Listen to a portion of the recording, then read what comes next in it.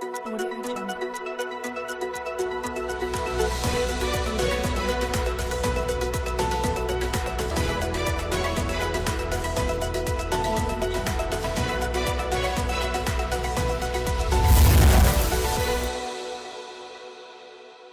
नमस्कार, आप देख रहे अलवर न्यूज। मैं हूं आपके साथ तन्नू यादव। नजर डाल लेते हैं आज की कुछ प्रमुख सुर्खियों पर।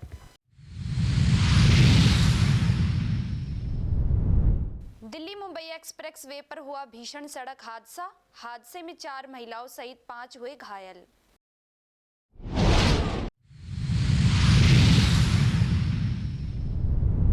जिला परिषद बैठक को लेकर गंभीर नहीं है अधिकारी, बैठक नहीं होने से विकास कार्य अटके।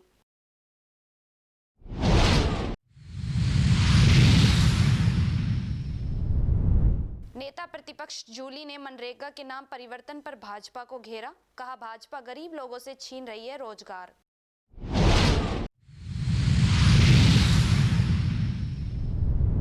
थाना अधिकारी ने यातायात नियमों की दी जानकारी, साइबर अपराधों से बचने के उपाय बताए। और अब खबरें विस्तार से। रामगढ़ राजकीय आदर्श उच्च माध्यमिक विद्यालय रामगढ़ में थाना अधिकारी डॉक्टर विजेंद्र सिंह चौधरी ने स्कूली छात्र छात्राओं को साइबर अपराध से बचने के लिए बरतने वाली सावधानियां और सड़क सुरक्षा को लेकर यातायात नियमों की पालना को लेकर जागरूक किया। शुक्रवार प्रातः प्रार्थना के समय थाना अधिकारी डॉक्टर विजेंद्र सिंह चौधरी ने विद्यालय पहुंचे बच्चों को संबोधित करते हुए कहा कि वर्तमान समय में साइबर अपराध तेजी से बढ़ रहे हैं और इसके चंगुल में आमजन फंस रहे हैं। आज श्रीमान SHO साहब रामगढ़ द्वारा श्री विजेंद्र चौधरी द्वारा साइबर के बारे में जानकारी दी गई। साइबर ठगी जो हो रही है अलवर ज़िले में, इसका बहुत ज़्यादा प्रभाव है साइबर ठगी का। इसके बारे में स्कूलों में जाकर के आज हमारे विद्यालय में भी वो आए और उन्होंने किस किस तरह से डिजिटल अरेस्ट होता है, किस किस तरह से साइबर फ़ोन व्हाट्सएप के माध्यम से लिंक आदि भेज करके लोगों को ठगी की जा रही है, इसके बारे में विस्तृत जानकारी दी।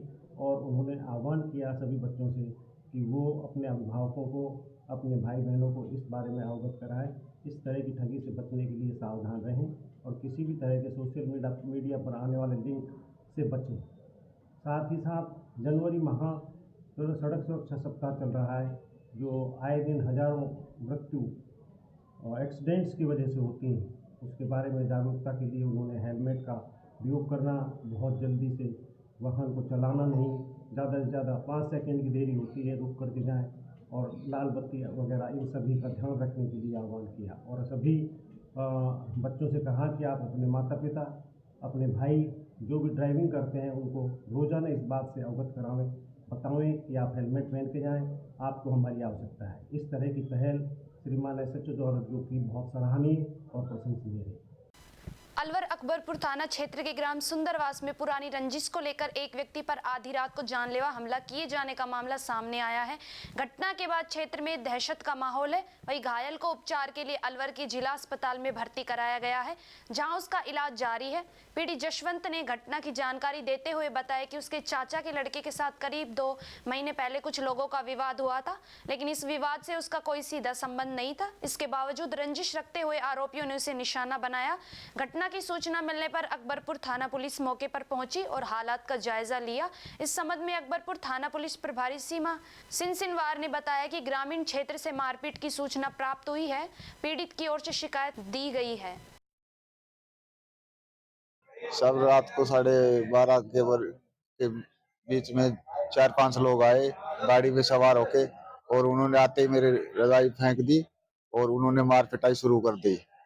बिना पूछताछ किए, कोई पूछताछ नहीं की उन लोगों ने, और हमारे साथ मारपीट की। कौन लोग थे वो? सब ये गांव के ही लोग थे, उनको मैं पहचानता हूँ अच्छी तरह क्या से। नाम है उनका? नाम है, एक का सुनील है, एक विशाल है, एक चवन्नी है और एक मोनू है। ये 5-6 लोग थे। क्यों मारा? क्या रंजिश थी? कोई रंजिश नहीं हुई साहब, मैं तो पानी देकर सो रहा था रात को। पहले कभी विवाद हुआ हो? साल 2 साल कभी कभी पहले? मेरा कोई किसी से विवाद नहीं हुआ साहब। हाँ, उन्हीं लोगों के साथ मेरे चाचा के जो लड़का है उनकी लड़ाई झगड़ा जरूर हुआ। 2 महीने पहले उन्होंने आके पिस्टल वगैरह लगा दी थी उसके, और मेरा कोई लेना देना नहीं हुआ उससे। मैंने कोई झगड़ा नहीं किया उन लोगों से। हाँ जी। थाने में शिकायत दी आपने? हाँ जी, मैंने थाने में अकबरपुर दे दी है साहब शिकायत। अलवर जिले के शीतल गांव के समीप दिल्ली मुंबई एक्सप्रेस वे पर बुधवार को एक भीषण सड़क हादसे में 4 महिलाओं सहित 5 लोग गंभीर रूप से घायल हो गए। हादसा उस समय हुआ जब एक कार पहले तेज रफ्तार ट्रक की चपेट में आई और उसके कुछ ही देर बाद खड़ी कार को पीछे से आ रही एक पिकअप ने जोरदार टक्कर मार दी। घायलों को तुरंत एम्बुलेंस की सहायता से अस्पताल पहुंचाया गया। चारों महिलाओं को गंभीर हालात में अलवर के राज्य सामान्य चिकित्सालय में भर्ती कराया गया है, जहाँ उनका उपचार जारी है। कार एक्सीडेंट हुआ था हमारा। कहाँ से आ रहे थे आप? दिल्ली से मेहंदीपुर बालाजी जा रहे थे। अच्छा, तो कहाँ पे हुआ है? दिल्ली मुंबई? मतलब on highway, exact location we don't know about that. तो अभी है। अच्छा, किसने मारी टक्कर? ट्रक वाले ने। अच्छा, उसके बाद एक मतलब एक पिकअप गाड़ी थी कुछ करके, हमारी गाड़ी रुक गई थी, चल नहीं रही थी। तो फिर बैक साइड से मतलब गाड़ी खड़ी थी तो उन्होंने बहुत तेज टक्कर मारी तो सबको चोट आई है। टोटल कितने लोग थे आप? 6 जने। 6 लोग थे। ड्राइवर समेत? नहीं, 7 वा ड्राइवर। हाँ। ड्राइवर कहाँ है? वो अभी कहीं है, उनको लेके गए हॉस्पिटल वगैरह, उनका नहीं पता। हाँ। अलवर जिला परिषद की साधारण सभा की बैठक एक बार फिर अधिकारियों और जनप्रतिनिधियों की गैर हाजिरी को लेकर चर्चा में रही। बैठक में पहुंचे पार्षद जगदीश जाटव ने हाथ में लिखित शिकायत लेकर अधिकारियों की लापरवाही पर सवाल खड़े किए। शिकायत में उल्लेख किया गया कि अधिकांश बैठकों में अधिकारी गंभीरता नहीं दिखाते और 52 में से आधे अधिकारी तक बैठक में उपस्थित नहीं रहते। पार्षदों का कहना है कि अलवर जिला कलेक्टर कई बार बैठकों में उपस्थित नहीं रहते, जिससे प्रशासनिक जवाबदेही पर सवाल खड़े होते हैं। इसी मुद्दे को लेकर बैठक में हंगामे के आसार बने हुए। पार्षदों ने चेतावनी दी कि यदि व्यवस्था नहीं सुधरी तो विरोध और तेज किया जाएगा। हमारा क्या है कि जैसे खाली 4 साल 2 महीने में जिला परिषद के अंदर आश्वासन ही मिला है। जैसे क्या है कि विकास का काम मांगो तो समोसा कचौरी मिलेंगे और बार बार मीटिंग का कैंसिल होना, एसपी कलेक्टर मीटिंग में आते नहीं। और चौथा ये है कि यहाँ पे सांसद हैं, 4 साल और 2 महीने से सांसद महोदय अभी जिला परिषद के अंदर पधारे नहीं और 56 अधिकारी आने का है, लेकिन 22 ही अधिकारी आए थे। जिस दिन नेता प्रतिपक्ष जिन्हें मीटिंग में उन्होंने काउंटिंग करी थी तो वो 22 अधिकारी मिले थे। यहाँ के जो शहर से जो विधायक हैं, जो राजस्थान में सरकार है, जो राज्य मंत्री हैं संजय शर्मा जी, वो भी आज तक यहाँ पे मीटिंग में नहीं आने का उनका फर्ज बनता है कि इस मीटिंग में आके भी जो जनप्रतिनिधि हैं, जो जिला पार्षद है, उनकी भी समस्या सुने। और यहाँ के जो सांसद हैं भूपेंद्र जी और भारत सरकार में मंत्री भी, दोनों मंत्री एक दिन का समय निकाल के अलवर में जिला परिषद के मीटिंग में नहीं आए। तो इससे बड़ा दुर्भाग्य जिला परिषद का क्या है कि जब 2 मंत्री होकर भी, जैसे हम जिला पार्षद अगर हमारा कोई काम है तो आए, एसपी कलेक्टर इस मीटिंग में नहीं आते। तो हमारे तो ये खाली जिला परिषद के अंदर 4 साल 2 महीने में खाली झूठा आश्वासन मिला है, बाकी कुछ नहीं मिला इस जिला परिषद अभी आप ये क्या लेकर आए हैं? मैं जिस तरह भाजपा सरकार 2 साल के लिए विकास गिना रही राजस्थान में क्या करा, मैं जिला परिषद के अंदर 4 साल 2 महीने का विकास जिला परिषद का अधिकारियों गिनाते हैं। और जिला परिषद का शो है जो फोन ही नहीं उठाता जिला पार्षदों का। तो किस तरह का विरोध कर रहे हैं आप? विरोध ये है कि हम सरकार को ये बताना चाहते हैं कि जिंदगी में कोई भविष्य में भी जिला पार्षद को चुनाव नहीं लड़े, इसमें कुछ नहीं रखा, खाली आश्वासन पे झूठा आश्वासन मिलता रहेगा, बाकी ये कुछ नहीं है जिला परिषद के अंदर। पब्लिक ने हमारे कपड़े फाड़ दिए।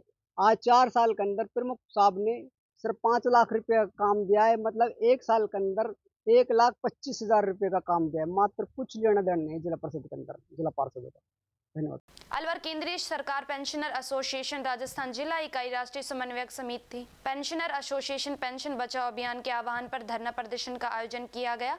यह प्रदर्शन आज प्रधान डाक में आयोजित किया गया, जिसमें कहा गया कि वित्त विधेयक 2025 पेंशनर विरोधी है और इसे रद्द करो और 8वें वेतन आयोग संदर्भ शर्तों में पेंशनर को शामिल करो, क्योंकि 8वीं वेतन की शर्तों में पेंशनर को शामिल नहीं किया गया है। वहीं डिस्पेंसरी के लिए स्टाफ स्वीकृत हो गया। जयपुर उप निदेशक CGF के द्वारा देरी की जा रही है। इस संबंध में केंद्रीय मंत्री भूपेंद्र यादव को ज्ञापन दे चुके हैं। उन्होंने आश्वासन दिया है कि जल्द ही डिस्पेंसरी खुला दी जाएगी। आज एक दिवसीय धरना राष्ट्रीय समन्वयक समिति पेंशनर्स एसोसिएशन की ओर से निर्देशों के अनुसार एक दिवसीय धरना दिया जा रहा है। इसमें वित्त विधेयक 2025 के खिलाफ जो पेंशनर्स के खिलाफ है उसके विरोध में ये धरना दिया जा रहा है। वित्त विधेयक को पेंशनर्स के जो खिलाफ बातें हैं उनको रद्द करने के लिए धरना दिया जा रहा है। 8वें वेतन आयोग की संदर्भ शर्तों में पेंशनर्स को शामिल नहीं किया गया है, उसको शामिल पेंशनर्स को शामिल करने के लिए ये धरना दिया जा रहा है। और एक जो मुख्य मांग है वो CGHS डिस्पेंसरी को जल्द खुलवाने के समर्थन में ये धरना दिया जा रहा है। डिस्पेंसरी के लिए स्टाफ स्वीकृत हो गया, भवन भी निश्चित हो गया, लेकिन जयपुर उपनिदेशक CGHS के द्वारा बहुत देरी की जा रही है, जिससे पेंशनर्स, वृद्ध लोग, गंभीर बीमार लोगों को जयपुर और दिल्ली के चक्कर लगाने पड़ रहे हैं। इस संबंध में केंद्रीय मंत्री आदरणीय श्री भूपेंद्र जी यादव जी को भी एक ज्ञापन दे के आए थे, जो उन्होंने अपने स्तर पर नड्डा जी से बात करने के लिए बोला है और आश्वासन दिया है कि जल्दी ही डिस्पेंसरी खुलवा दी जाए। किशनगढ़ बास पुलिस ने वर्ष 2025 के अपराध से जुड़े आंकड़े यह संकेत मिलता है कि शहर में कुल आपराधिक मामलों में पिछले साल की तुलना में कमी आई है। पुलिस का दावा है कि सख्त कार्यवाही और लगातार अभियान का असर गंभीर अपराधों और नशे के नेटवर्क पर साफ दिखाई दे रहा है। स्थानीय लोगों से लगातार फीडबैक लिया गया और उनकी सूचनाओं पर त्वरित कार्यवाही की गई। इससे अपराधियों में पुलिस का डर बढ़ा और आम नागरिकों में पुलिस की भावना मजबूत हुई। जिले के लोगों ने भी पुलिस की इस पहल की सराहना की है। और अब खबरों में वक्त तो चला एक छोटे से ब्रेक का। ब्रेक के बाद जल्द लौटेंगे, तब तक आप बने रहिए अलवर न्यूज के साथ। पोथी कलम प्ले स्कूल, जी हाँ, प्ले स्कूल, जहाँ से बच्चों के उज्जवल भविष्य की शुरुआत होती है, जहाँ पर न सिर्फ शिक्षा बल्कि संस्कारों के साथ साथ बच्चों के संपूर्ण विकास को बढ़ावा दिया जाता है, जहाँ बच्चों के छोटे मन को आकार देने के लिए कुछ प्ले ग्रुप एक्टिविटीज जैसे alphabets recognition, number recognition, oral counting, basic GK, drawing basic strokes, colouring, crafting, rhymes with action जैसे एक्टिविटीज बच्चों को करवाए जाते हैं, जहां एक्टिविटीज के साथ साथ बच्चों के खाने पीने से लेकर रेस्ट रूम तक की सभी सुविधाएं उपलब्ध हैं, जिन पर पूरी तरह ध्यान दिया जाता है। अपने बच्चों के सर्वांगीण विकास हेतु अभिभावक एक बार विजिट जरूर करें। Pothi Kalam play school, A10 Lakshmi Nagar, Alwar. Contact number 8690512287। Break के बाद आपका स्वागत है। बढ़ते हैं अगली खबर की ओर।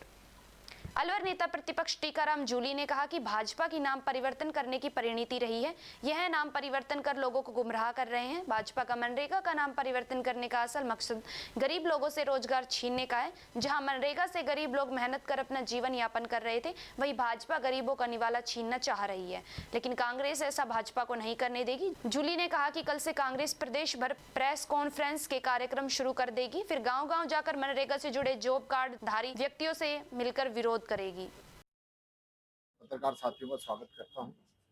हमारे बीच में हमारे AICC के महासचिव आदरणीय भंवर जितेंद्र सिंह जी, हमारे अलवर के प्रभारी PCC से इंचार्ज फूल सिंह ओला जी, हमारे जिला अध्यक्ष प्रकाश गंगावत जी, हमारे विधायक मांगीलाल जी ललित यादव जी, हमारे पूर्व विधायक बलजीत जी, हमारे प्रत्याशी भाई आर्यन जी, हमारे खैरपुल तिजारा के अध्यक्ष भाई बलराम यादव जी, पूर्व जिला अध्यक्ष योगेश मिश्रा जी, भाई संजय यादव जी, सभी कांग्रेस के लोग आप लोगों से आज इसलिए मिल रहे हैं कि मनरेगा का जो स्वरूप है उसको ये लोग चेंज कर रहे हैं।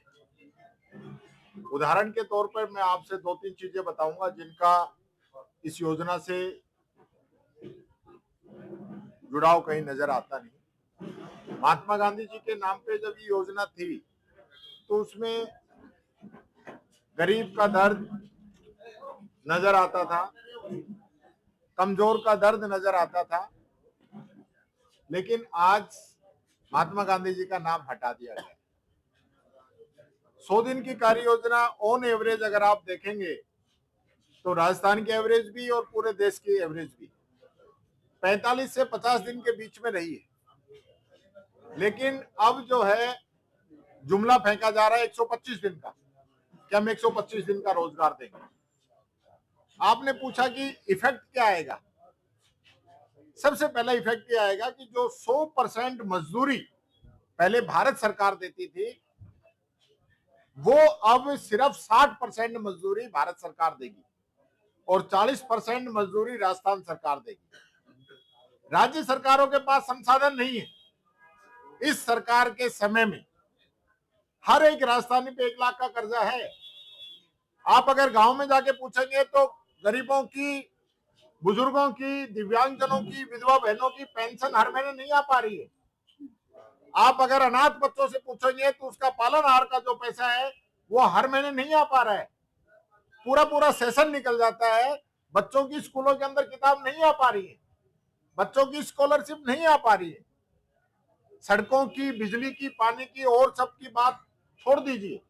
अगर ये ही सोशल सिक्योरिटीज की जो स्कीमें हैं वो ही आप समय पे नहीं दे पा रहे हो, तो ये जो 40% का आप पे लोड पड़ा है, आप कहां से देंगे? पहली बात। दूसरी बात, ये काम का अधिकार एक्ट था, अब वो एक्ट खत्म हो गया है।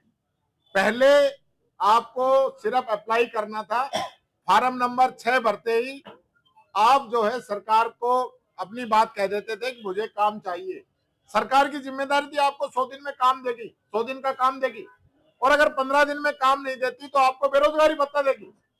और वो बेरोजगारी भत्ता जो है वो जो अधिकारी है उनकी तनख्वाह में से कटेगा और तनख्वाह में से कट के मजदूर को मिलेगा। इसलिए सारे अधिकारी इस बात से डरते थे और वो तय समय में काम उपलब्ध कराते थे मजदूरों को। अब वो चीजें हट गई है। अब ये एक्ट नहीं है, सरकार पे अब पाबंदी नहीं है 100 दिन का रोजगार देने की, वो एक्ट इन्होंने खत्म कर दिया है, कंपलसरी वाला। दूसरी बात, पहले योजना सरपंच बनाता था, ग्राम सभा बनाती थी, ग्राम पंचायत बनाती थी, पंचायत समिति और जिला परिषद से उसमें मोहर लग के जाती थी योजना पे। अब योजना दिल्ली बनेगी। हो सकता है कि मोदी जी का फरमान आ जाए कि ये जो शीतलकट से पनियाला का रोड बन रहा है इस पे नरेगा का काम चलेगा, जिस मजदूर को जाना है वहां चले जाए। अब इस पे जो मेट लगता था, ग्राम विकास अधिकारी लगता था, अब वो हट जाएंगे। अब तो जैसे लेबर का ठेकेदार लगता है ना, फैक्ट्रियों के अंदर कॉन्ट्रैक्ट पे कराता है, ऐसे ये काम शुरू हो जाएगा। सबसे बड़ा नुकसान तो ये जो सिस्टम, ये जो लोग चेंज कर रहे हैं। तीसरा, पहले जितने भी काम होते थे ग्राम पंचायत में होते थे। गांव की सड़कें बनती थी, नाली बनती थी, शौक के गड्ढे बनते थे, गरीब अपने खेत की मेड़बंदी कराता था, कुआं खोद सकता था, तारबंदी करा सकता था, वाटर हार्वेस्टिंग के काम होते थे, वृक्षारोपण के काम होते थे, जोड़ खुदाई का काम होता था, पिचिंग का काम होता था। जो छोटे छोटे काम थे जिनसे गांव का आधारभूत ढांचा जो है वो मजबूत होता था, अब वो नहीं होगा। अब वो पीएम गति पोर्टल से इसको जोड़ दिया है, वहां जहां लेबर की जरूरत है वहां मजदूरों को जाना पड़ेगा। कहने का मतलब ये है, जो एक्ट था उस एक्ट को खत्म कर दिया गया है, अब इसको स्कीम बना दिया गया है। सरकार की कोई जवाबदेही नहीं है। पहले 365 दिन में से 100 दिन चुनने का अधिकार था, अब 2 महीने का इसमें ब्रेक लगा दिया गया है कि जो फसल का टाइम है 2 महीने आपको रोजगार नहीं मिलेगा। अब राजस्थान में आप देख लीजिए कैसे इतने इलाके हैं जिसमें फसल ही नहीं होती, पहाड़ी इलाका है, रेगिस्तानी इलाका है, वो लोग कहाँ जाएंगे 2 महीने के लिए? या फसल भी जहां पे होती है, आपने तो मजदूर को ये कर दिया कि उसको जो बड़ा जागीरदार है वो उसको फिर वापस बंधुआ मजदूर बनाएगा। आपने जो मजदूर की जो उसको बार्गेनिंग की पावर थी वो आपने खत्म कर दी। तो ये जो सारा जो सिस्टम इन लोगों ने चेंज किया है, सबसे पहला कानून खत्म करना, दूसरा राज्यों की आर्थिक स्थिति ठीक नहीं है उन पे बटन डालना, और एक और है 60-40 के अलावा पहले तो जितनी अप्लाई होती थी उतना फंड मिलता था, बजट में पास नहीं किया तो एक्स्ट्रा बजट लाके भी उसको पूरा करते थे सप्लीमेंट्री बजट से, लेकिन अब वो नहीं है। भारत सरकार ये कर देगी कि राजस्थान को 5,000 करोड़ का बजट मिलना है तो 5,000 करोड़ में 60% ही वो देंगे, और अगर आपका खर्चा 6,000 करोड़ हो गया तो बचा हुआ जो 1,000 करोड़ है उसका 100% पैसा 60-40 के रेशो में नहीं कह रहा, मैं फिर कह रहा हूं, उसका 100% पैसा राज्य सरकारों को देना होगा। तो जहां विपक्षी सरकार है वहां तो ऑटोमेटिक उनका बजट कम कर देंगे। तो आप तो एक्ट को कमजोर कर रहे हैं ना, मोटा मोटी बात यही आ गई। आप इसको एक स्कीम के रूप में लेके आ गए और स्कीमों की हालत क्या है आप सब लोग देख रहे हैं। तो इसलिए हम सब लोग इसका विरोध कर रहे हैं। हम गांव गांव ढाणी ढाणी जाएंगे। हम मांग करते हैं मनरेगा को वापस उसी स्वरूप में लाया जाए और मनरेगा के जो मजदूर हैं उनकी मजदूरी भी 400 रुपए की जाए। आज उनकी मजदूरी कम है। पहले जो मजदूरी थी उसको न्यूनतम वेजेस पोर्टल से जोड़ा हुआ था, इंडेक्स से, कि हर अप्रैल के अंदर जैसे जैसे महंगाई सूचकांक बढ़ेगा वैसे वैसे मनरेगा की मजदूरी भी बढ़ेगी। लेकिन वो भी इसमें खत्म हो जाएगी। अब वो मजदूरी इससे नहीं बढ़ेगी। तो सरकार की दादागिरी हो जाएगी, तानाशाही हो जाएगी और धीरे धीरे इस स्कीम को ये लोग कमजोर कर देंगे। ये बात मैं कहना चाहता हूँ। सम्मानीय सभी प्रेस के साथीगण, हमारे साथ विराजमान है हमारे राजस्थान विधानसभा के नेता प्रतिपक्ष टीकाराम जूली साहब, हमारे साथ विराजमान है हमारे अलवर के प्रभारी प्रदेश कांग्रेस कमेटी के महासचिव ओला साहब, विराजमान है हमारे जिला कांग्रेस कमेटी के अध्यक्ष राज सुंदरावत जी, विराजमान है हमारे एमएलए साहिबान ललित यादव जी, विराजमान है हमारे मंगीलाल जी साहब राजगढ़ के विधायक, और हमारे साथ हमारे पूर्व विधायक भी विराजमान हैं, पार्टी के सभी सीनियर लीडर्स भी विराजमान हैं। आज की इस प्रेस वार्ता एक बहुत ही महत्वपूर्ण प्रेस वार्ता है। मनरेगा जो एक रोजगार देश का नहीं लेकिन दुनिया का सबसे बड़ा रोजगार का एक्ट है, वो था मनरेगा। मनरेगा के तहत मनरेगा की शुरुआत 2002 में हुई।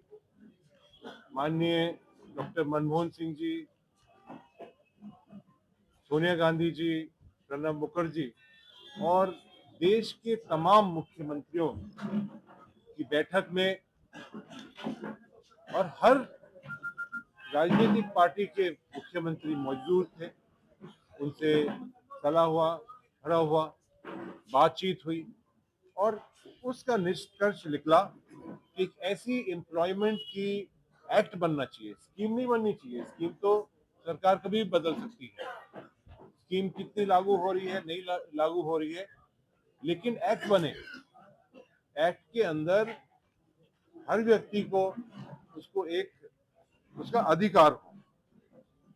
2005 में ये एक्ट लागू हुआ, इसकी एक शुरुआत हुई और आपने देखा कि पूरे देश भर के अंदर जो आत्महत्या से, चाहे वो विदर्भ हो, चाहे वो राजस्थान का भी इलाका 12 और उधर का इलाका हो, चाहे वो उड़ीसा हो, चाहे वो झारखंड हो, और पूरे देश के अंदर ही बारिश की वजह से, मौसम की वजह से, बाढ़ की वजह से जो एक तरह से फसल नष्ट हो जाती थी, आत्महत्या के लिए चाहे उनको वेजेस नहीं मिलते थे, उनको काम नहीं मिलता था। तो ये एक जो एक्ट बना, ये जो एक रोजगार की स्कीम बनी, इससे जो एक गरीब व्यक्ति है, एक लेबर का व्यक्ति है, उसको एक तरह से उसको मजबूती मिली, उसको एक सहारा मिला कि मैं 100 दिन का मेहनत करके अपना 2 रोटी खा सकता हूँ, अपने परिवार को पाल सकता हूँ। मुझे वो भी याद है कि प्रधानमंत्री नरेंद्र मोदी जी ने 2014 की जो लोकसभा का सत्र था, बजट का जो सत्र था, उसने जितनी हल्की बात कही, मजाक उड़ाया मनरेगा का, वो सिर्फ कोई कांग्रेस पार्टी के खिलाफ नहीं था, वो एक हर गरीब व्यक्ति की मजाक उड़ाई उन्होंने, हर मजदूर की उनने मजाक उड़ाई और हंस हंस के, ताली बजा बजा कर। उससे जो प्रधानमंत्री जी हैं उनको शोभा नहीं देता कि इतनी हल्की बात करें। उसके साथ साथ अब सरकार ने एक बहुत बड़ा स्कीम के अंदर एक बदलाव किया है। पहली बात तो महात्मा गांधी जी का नाम उनने हटाया। आप सब जानते हैं कि महात्मा गांधी जी ने इस देश को आजाद कराने के लिए, और सिर्फ देश ही नहीं लेकिन देश के हर व्यक्ति को गरीबी से आजाद कराने के लिए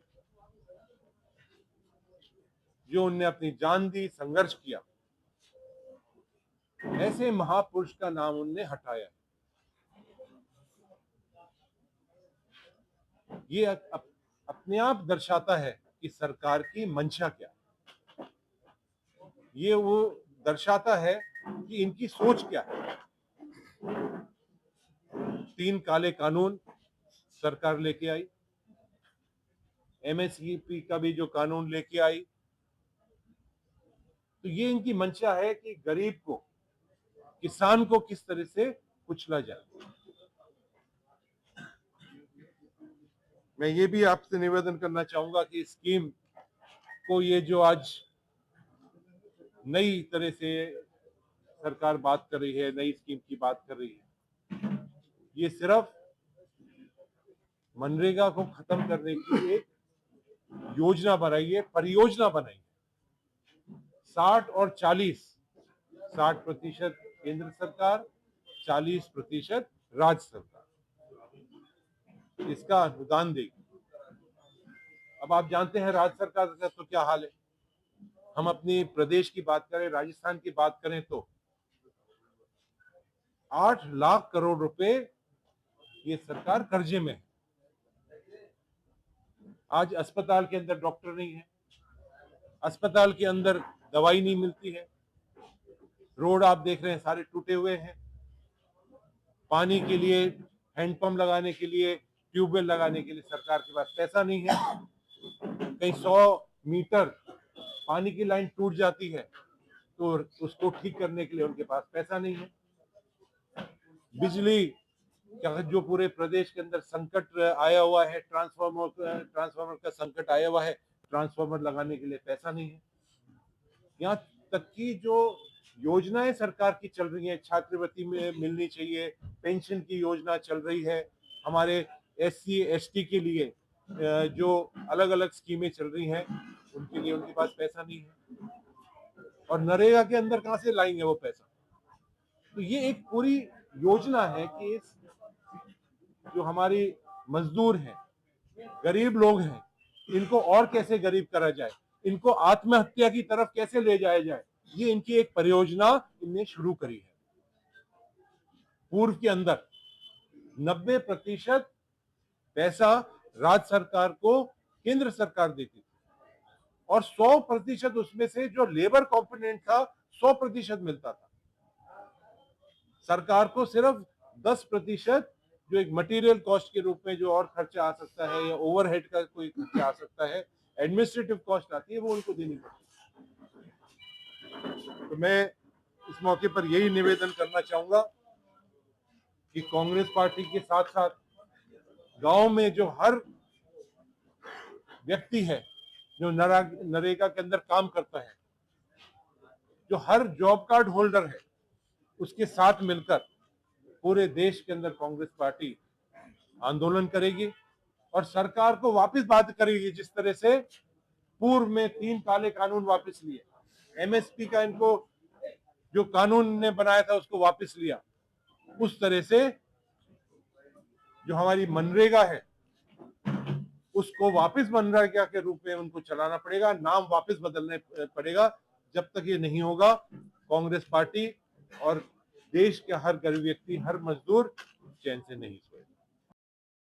अलवर महिला कांग्रेस की सक्रिय नेत्री साफिया जुबैर खान को संगठन की ओर से एक बड़ी जिम्मेदारी सौंपी गई है। इस महत्वपूर्ण जिम्मेदारी मिलने के बाद शुक्रवार को अलवर के फूलबाग में उनका भव्य स्वागत किया गया। इस अवसर पर कांग्रेस कार्यकर्ता और पदाधिकारियों में खासा उत्साह देखने को मिला। फूलबाग पहुंचने पर साफिया जुबैर खान ने कांग्रेस के वरिष्ठ नेताओं से मुलाकात की और पूर्व केंद्रीय मंत्री जितेंद्र सिंह, कांग्रेस नेता प्रतिपक्ष टीकाराम जूली का अभिनंदन किया।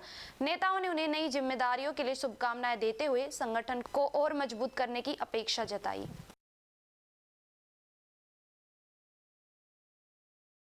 देखिए, मुझे बहुत खुशी है कि कांग्रेस पार्टी ने, हमारे अध्यक्ष खड़गे साहब ने, राहुल गांधी जी ने, सोनिया गांधी जी ने, वेणुगोपाल जी ने, भंवर साहब ने, अलका लांबा जी ने, सबने मिलकर मुझे ये महिला कांग्रेस में जिम्मेदारी संभालने का मौका दिया है। मेरी कोशिश रहेगी देश की आधी आबादी जो है हम उसकी लड़ाई लड़ें, सामाजिक, राजनीतिक और आर्थिक तीनों लड़ाइयाँ हमें लड़नी है।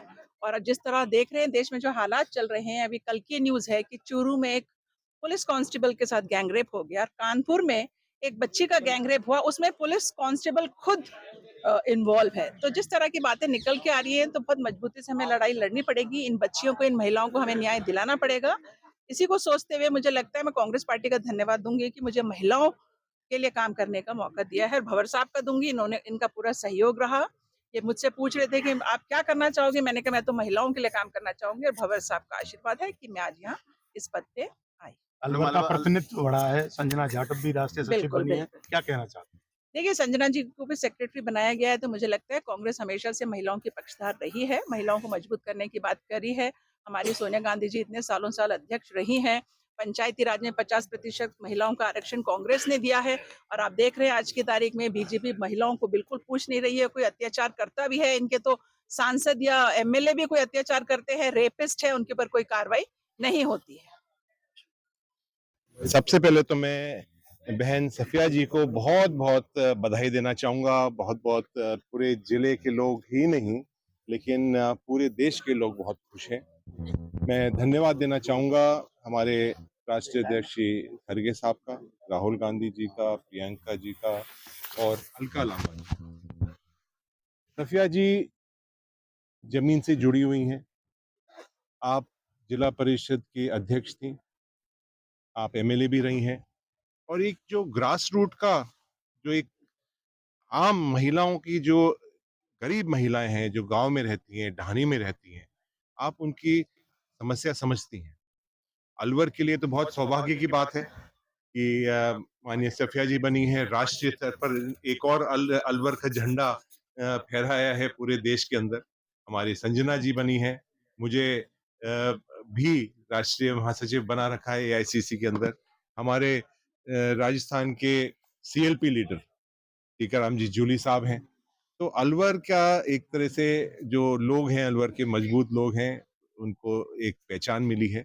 और जैसे अभी सफिया जी फरमा रही थी कि जिस तरह से महिलाओं के ऊपर अत्याचार चल रहा है, भारतीय जनता पार्टी के विधायक हो, सांसद हो, मंत्री हो, महिलाओं के ऊपर जो अत्याचार कर रहे हैं, बलात्कार कर रहे हैं, मारा पीटी कर रहे हैं। हमें याद है कि खिलाड़ियों के साथ जो एक व्यवहार हुआ वो हम सबों को याद है। अभी कांस्टेबल की भी बात हुई है। तो लॉ एंड ऑर्डर सिचुएशन बिल्कुल खत्म हो चुकी है, राजस्थान में ही नहीं लेकिन पूरे देश भर के अंदर जो भी अत्याचार हो रहे हैं वो महिलाओं के साथ ज्यादा अत्याचार हो रहे हैं। और सफिया जी पूरे देश के अंदर जाकर और महिलाओं के अंदर जागृति पैदा करेंगी। हाल ही में नरेगा का भी जो एक आंदोलन चल रहा है, नरेगा को खत्म करना चाह रही है सरकार, उसके अंदर भी महिलाओं के ऊपर सबसे ज्यादा उसके ऊपर अत्याचार रहा है और महिलाओं के ऊपर ही वो तलवार चल रही है। एक बड़ी बात राष्ट्रीय कांग्रेस में ये आगामी चुनाव की रणनीति है या और किस तरह लेते हैं? इसलिए चुनाव के लिए और चुनाव के लिए कांग्रेस पार्टी काम नहीं करती। जनता के उत्थान के लिए, महिलाओं का जो सम्मान दिया है कांग्रेस ने, सबसे पहले महिलाओं को आरक्षण भी दिया पंचायती राज के अंदर। और सिर्फ पंचायती राज नहीं लेकिन माननीय सोनिया गांधी जी ने बहुत प्रयास किया पार्लियामेंट के ऊपर। हमारे सभी सांसदों ने संसद के अंदर भी और विधानसभा के अंदर भी उनको आरक्षण मिले, उसकी भी लड़ाई सबसे पहले कांग्रेस पार्टी ने शुरू की थी। अलवर के लिए तो बड़ी गर्व और गौरव की बात है कि बहन सफिया जी को इतनी बड़ी जिम्मेदारी मिली है। मैं उनको बधाई और शुभकामनाएं देता हूं। और निश्चित तौर पर राष्ट्रीय नेतृत्व के अंदर आदरणीय भंवर जितेंद्र सिंह जी के सानिध्य में लगातार जो है हमारा कारवां बढ़ता जा रहा है। बहन संजना जी और अब सफिया जी को बहुत बड़ी जिम्मेदारी केंद्र के अंदर मिली है और हमारा जो राष्ट्रीय नेतृत्व जो है वो इस बात को जानता है कि जो देश की आधी आबादी है और जो एक्टिव लोग हैं उनको उसके अंदर प्रतिनिधित्व दिया जाना चाहिए। सफिया जी का बनना अलवर के लिए, पूरी मेवात के लिए, क्योंकि मेवात को भी एक पिछड़ेपन के रूप में जाना जाता है कि जहां एजुकेशन की कमी है, ऐसे इलाके के अंदर सफिया जी ने जो परचम लहराया है वो सबके लिए एक मील का पत्थर साबित होगा और हमारे आने वाले समय में हमारी बच्चियां, हमारी बहनें वो भी ये समझ सकती हैं कि मान लो ग्रामीण परिवेश से आने के बाद में घर बैठना ही कोई काम नहीं है, वो आगे बढ़ सकती हैं, आगे जा सकती हैं, देश के लिए, राजस्थान के लिए काम कर सकती हैं। तो सफिया जी का बनना मैं समझता हूँ कई मायने में हमारे लिए बहुत प्लस पॉइंट साबित होगा। महिलाओं के लिए एक अलग प्रकार की जागृति इनके बनने से पैदा होगी। वैसे भी महिला उत्थान की बात लगातार सफिया जी करती रही हैं। हम तो साथ विधायक रहे, उस समय भी जो है इनका पूरा जो है ये फोकस रहता था कि महिलाओं को पूरा प्रतिनिधित्व मिले, पूरी उनकी आबादी के अनुसार उनका ध्यान रखा जाए, उनके लिए स्कीमें बने, उन पे ध्यान दिया जाए। तो ये निश्चित तौर पर इनका बनना बहुत सौभाग्य की बात है। मैं आपको बहुत बहुत बधाई और शुभकामनाएं देता हूं और आदरणीय भंवर साहब को धन्यवाद देना चाहूंगा कि उनके नेतृत्व के अंदर, उनके आशीर्वाद से हम सब लोगों को मौका मिल रहा है और हम लोग कांग्रेस पार्टी की भी सेवा कर रहे हैं और राजस्थान की, इस देश की जनता की भी सेवा कर रहे हैं। बानसूर क्षेत्र के हरसोरा कस्बे के समीप स्थित नारोल गांव में सरकारी नर्सरी से हरे पेड़ों की अवैध कटाई का मामला सामने आया है। इसको लेकर नारोल सहित आसपास के ग्रामीणों में भारी आक्रोश देखा गया। ग्रामीणों ने सोमवार को बानसूर तहसीलदार और उपखंड अधिकारी को ज्ञापन सौंपकर मामले में सख्त कार्रवाई की मांग की। ग्रामीणों ने बताया कि नारोल में राजस्व विभाग की सरकारी नर्सरी स्थित है, जो वर्षों से पर्यावरण संरक्षण और हरियाली के लिए महत्वपूर्ण भूमिका निभा रही है।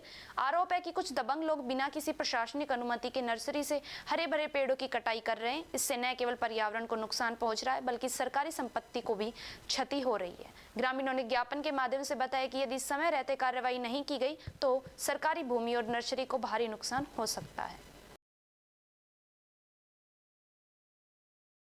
मुंडावर उपखंड के ग्राम दरबारपुर निवासी शिक्षाविद, लेखक एवं प्रोफेसर राजनीतिक विज्ञान डॉक्टर D.R. शर्मा द्वारा लिखित पुस्तकें नई दिल्ली स्थित भारत मंडपम प्रगति मैदान में 10 जनवरी से 18 जनवरी 2026 तक आयोजित विश्व स्तरीय पुस्तक मेले में सम्मिलित की गई है। ये पुस्तकें हॉल नंबर 6 और स्टॉल नंबर W26 में उपलब्ध रहेगी। डॉक्टर शर्मा द्वारा राजनीति विज्ञान विषय पर लिखित पुस्तकें भारतीय संघ व्यवस्था, भारत निर्माण एवं मनरेगा और भारतीय शासन एवं राजनीतिक कॉलेज स्तरीय विद्यार्थियों की विभिन्न प्रतियोगिता परीक्षाओं की तैयारी कर रहे युवाओं के लिए बहुत ही उपयोगी और महत्वपूर्ण सिद्ध हो रही है। ग्रामीण क्षेत्र और ग्रामीण परिवेश में पैदा हुए डॉक्टर शर्मा की पुस्तकों का नई दिल्ली में आयोजित विश्व स्तरीय पुस्तक मेले में सम्मिलित किया जाना क्षेत्र के लिए एक बड़ी उपलब्धि के तौर पर देखा जा रहा है। डॉक्टर शर्मा द्वारा लिखित शोध पत्र समय समय पर राष्ट्रीय एवं अंतर्राष्ट्रीय शोध पत्रिकाओं में भी प्रकाशित होते रहते हैं।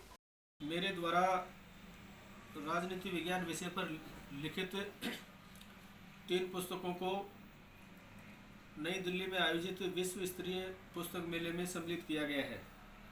यह पुस्तक मेला प्रगति मैदान के भारत मंडपम में आयोजित किया गया है और यह पुस्तक मेला 10 जनवरी से 18 जनवरी 2026 के मध्य रहेगा। इसमें विभिन्न प्रतियोगी परीक्षाओं की तैयारी कर रहे युवाओं के लिए, शोधार्थियों के लिए और विभिन्न विद्वानों के लिए यह विश्व स्तरीय पुस्तक मेला बहुत ही उपयोगी सिद्ध होगा। भिवाड़ी इंडियन मेडिकल एसोसिएशन के तत्वाधान में राज मेडिकोन का आयोजन 10 व 11 जनवरी को भिवाड़ी में पहली बार किया जाएगा। सम्मेलन के लिए अब तक 650 चिकित्सकों का पंजीकरण हो चुका है, जिसमें सरकारी व निजी क्षेत्र के डॉक्टर शामिल होंगे। यह आयोजन अमृतम थीम पर आधारित रहेगा, जिसका उद्देश्य चिकित्सकों के मानसिक व शारीरिक स्वास्थ्य पर विशेष ध्यान देना है। IEMA अध्यक्ष डॉक्टर अजय गोयल ने पत्रकारों से बातचीत करते हुए कहा कि सम्मेलन में करीब 1000 चिकित्सकों के भाग लेने की संभावना है। कॉन्फ्रेंस में भारतीय सहित अन्य स्थानों से आने वाले 35 से अधिक चिकित्सक शोध पत्रों का वाचन करेंगे। इसमें 6 कैंसर विशेषज्ञ अपने अपने शोध पत्र प्रस्तुत करेंगे। सम्मेलन में संसद स्थित अस्पताल के हृदय रोग विशेषज्ञ डॉक्टर मोहित सहित प्रदेश व देश के कई वरिष्ठ चिकित्सक भाग लेंगे। आयोजकों के अनुसार यह आयोजन भिवाड़ी के लिए चिकित्सा क्षेत्र में एक महत्वपूर्ण उपलब्धि साबित होगा और इससे चिकित्सकों के ज्ञान, शोध व अनुभवों का आदान प्रदान होगा।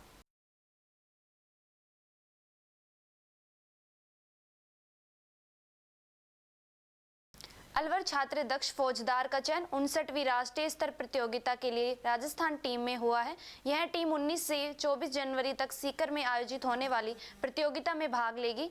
दक्ष पिछले 3 साल से लगातार कोच प्रतियोगिता व राज्य स्तरीय प्रतियोगिता में भी अपनी प्रतिभा का लोहा मनवा चुके हैं। दक्ष पिछले 3 वर्षों से लगातार क्रिकेट कोच प्रतीक शर्मा के मार्गदर्शन में खेल रहा है। प्रतीक शर्मा इससे पहले भी 66वीं राज्य स्तरीय प्रतियोगिता में अलवर को स्वर्ण पदक दिला चुके हैं। दक्ष ने अपने चयन को अपने माता पिता, अपने कोच प्रतीक शर्मा और विद्यालय को समर्पित किया है। मालाखेड़ा श्री श्री 1008 श्री जोहड़ा वाले हनुमान जी मंदिर मालाखेड़ा में आज से श्रीमद् भगवत कथा शुरू की गई। मंदिर महंत केदार जोशी ने बताया कि कथावाचक पंडित महेश शास्त्री चोमू वाले के द्वारा भजन सुनाए जा रहे हैं और हवन, पूजन व पूर्ण आहुति और प्रसाद वितरण का आयोजन किया जाएगा।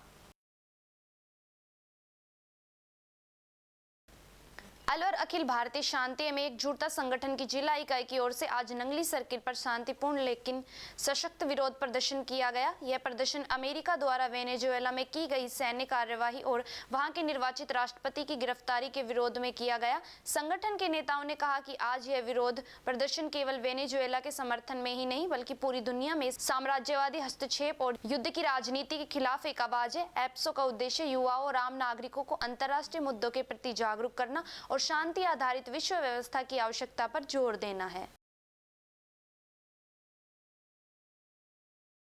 अमेरिकन राष्ट्रपति ट्रंप ने जिस तरह आतताइयों जैसा व्यवहार सारी दुनिया के सामने रखा है, उससे ये स्पष्ट लग रहा है कि इस दुनिया को वह विश्व युद्ध में फंसाना चाहते हैं। अगर तीसरा विश्व युद्ध हुआ तो करोड़ों लोग मारे जाएंगे। अमेरिका राष्ट्रपति ट्रंप नहीं सिर्फ पागल है बल्कि लुटेरा है। उसने बिना किसी कारण के वेनेजुएला पर कब्जा किया है और उसके राष्ट्रपतियों को गिरफ्तार किया है। हम शांति एवं एकजुटता संगठन के बैनर तले यह मांग करते हैं कि तत्काल वेनेजुएला के राष्ट्रपति और उनकी पत्नी को, जिसे लुटेरों की तरह से गिरफ्तार किया गया है, उन्हें तुरंत रिहा करे और अमेरिकी सेना वेनेजुएला से हटाई जाए तथा विश्व में शांति कायम की जाए। किसी भी प्रकार की हिंसा, ईरान को धमकी या वेनेजुएला के पर कब्जा या लीबिया को धमकी, किसी भी देश को धमकी देना बहुत बुरी बात है और एक राष्ट्रपति के नाते, एक देश के मुखिया के नाते अत्यंत शर्मनाक और निंदनीय कार्रवाई है। लगता है विकृत मानव स्थिति के ट्रंप हैं, उन्हें वहां से हटाया जाए। ट्रंप को अमेरिकन नागरिकों को चाहिए कि तत्काल प्रभाव से उन्हें पद से हटाए, लेकिन हम ये चाहते हैं कि विश्व में शांति कायम हो, वेनेजुएला के राष्ट्रपति रिहा हो। साथियों, जिस तरह से पिछली 3 जनवरी को अमेरिका ने रात में वेनेजुएला पर आक्रमण करके वहां के राष्ट्रपति और उनकी पत्नी दोनों को एक लुटेरे डाकू की तरह अपहरण उनका किया है, उसकी हम घोर निंदा करते हैं। यह विश्व शांति और एकजुटता के लिए सबसे बड़ा खतरा उत्पन्न हो गया है, क्योंकि अमेरिका ने न केवल ये दादागिरी दिखाई है बल्कि संप्रभुता का जो सिद्धांत होता है, उस संप्रभुता के सिद्धांत का सीधा सीधा उल्लंघन किया है। अगर संप्रभुता के सिद्धांत को नहीं माना गया तो सारी दुनिया के कमजोर देश खतरे में पड़ सकते हैं और एक डकैती किस्म का, डाकू किस्म का, जो डाकू लुटेरे होते हैं, इस तरह का एक वातावरण बन सकता है जिसमें ताकत ज्यादा है वही दूसरे देश पर कब्जा कर लेगा। फिर कमजोर का कोई हितैषी नहीं है।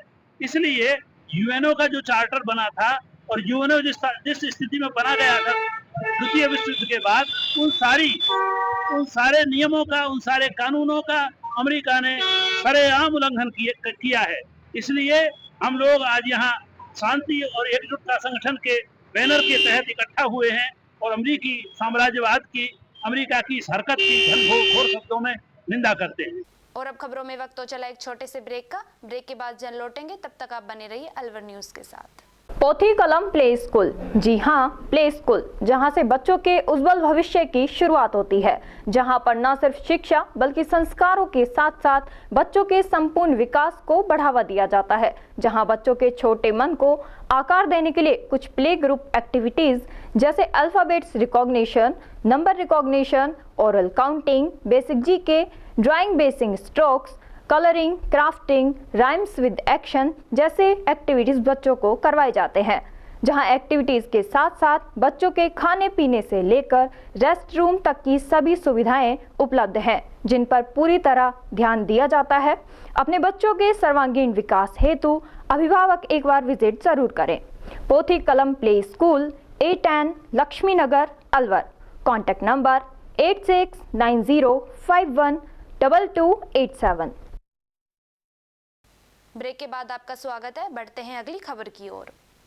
राजगढ़ जिला आबकारी अधिकारी के निर्देशन में आबकारी अधिकारी निरोधक दल, आबकारी थाना राजगढ़, लक्ष्मणगढ़, अलवर पूर्व आबकारी वृत्त राजगढ़ ने संयुक्त कार्यवाही करते हुए स्टेशन के समीप राजगढ़ पंचायत समिति के पूर्व प्रधान रघुवीर दयाल मीना के निवास पर अवैध देसी शराब के साथ पूर्व प्रधान को गिरफ्तार किया गया। वृत्त राजगढ़ के आबकारी निरीक्षक मुकेश कुमार ने बताया कि प्रहराधिकारी विनोद कुमार महिला के नेतृत्व में कार्यवाही की गई। श्रीमान आबकारी अधिकारी अलवर के निर्देशन में, श्रीमान आबकारी अधिकारी अलवर के नेतृत्व में आज अलवर जिले की आबकारी टीमों की संयुक्त कार्रवाई की गई, जिसमें आबकारी थाना लक्ष्मणगढ़ की टीम थी, आबकारी थाना अलवर पूर्व की थी और आबकारी थाना राजगढ़ और आबकारी वृत्त राजगढ़ की टीम थी। आबकारी थाना राजगढ़ में प्रहराधिकारी श्री विनोद कुमार महिला जी के नेतृत्व में कस्बा राजगढ़ में एक कार्रवाई की गई। ये रेलवे स्टेशन के निकट श्री रघुवीर दयाल मीणा के रिहायशी मकान में की गई है और इस कार्रवाई में हमने 3 पेटी 144 पब्बे देसी शराब के मौके से जब्त किए गए हैं और अभियुक्त श्री रघुवीर दयाल जो कि पूर्व प्रधान भी हैं, उनको मौके से गिरफ्तार किया गया है और अभी इसमें अग्रिम अनुसंधान जारी है। पूर्व में ही इस रिहायशी मकान में इनके विरुद्ध अभियोग दर्ज किया गया था और कार्रवाई की गई थी और लगातार अन्य जगह पर भी अवैध शराब के खिलाफ कार्रवाई जारी रहेगी। अलवर राष्ट्रीय सड़क सुरक्षा अभियान के तहत जिले में 31 जनवरी तक संचालित राष्ट्रीय सड़क सुरक्षा अभियान के 8वें दिन परिवहन निरीक्षक रवि दत्त शर्मा द्वारा स्कूल खैरतल में विद्यार्थियों एवं स्कूल स्टाफ को यातायात नियमों की जानकारी देकर सड़क सुरक्षा के संबंध में शपथ दिलाई गई। जिला परिवहन अधिकारी श्रीमती सविता भारद्वाज ने बताया कि इस दौरान सड़क सुरक्षा से संबंधित विषय पर निबंध प्रतियोगिता का आयोजन किया गया, जिसमें प्रथम, द्वितीय एवं तृतीय स्थान पर आने वाले विजेता विद्यार्थियों को माह के अंत में पारितोषिक प्रदान कर प्रोत्साहित किया जाएगा। उन्होंने बताया कि सड़क जन जागरूकता बढ़ाने हेतु यातायात नियमों की जानकारी वाली पुस्तिका, पैम्पलेट वितरित किए गए। अलवर आबकारी पुलिस ने आज कार्यवाही करते हुए एक आरोपी को गिरफ्तार किया है। उसके कब्जे से भारी मात्रा में शराब की बोतल बरामद की गई है। आबकारी थाने के पीओ सतीश कुमार ने बताया कि आबकारी अधिकारी निरोधक दल दिगंबर सिंह डागुर के नेतृत्व में आबकारी निरोधक दल ने आज कार्यवाही करते हुए शराब की 64 विभिन्न ब्रांड की बोतल सहित आरोपी पार्थ निवासी अहमदाबाद को गिरफ्तार किया है। आबकारी थाना पुलिस ने रेलवे पुलिस के सहयोग से हरियाणा से गुजरात तस्करी लेकर जा रही 64 बोतल अंग्रेजी शराब को जब्त किया। यह हरियाणा बिक्री के लिए थी और गुजरात में बिक्री के लिए ले जाया जा रहा था।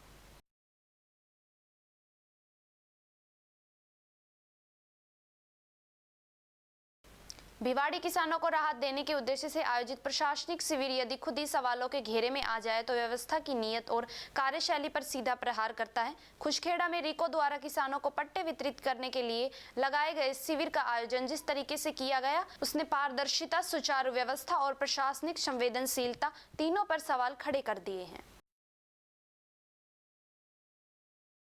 और अब खबरों में बस इतना ही। तब तक आप बने रहिए अलवर न्यूज के साथ। नमस्कार।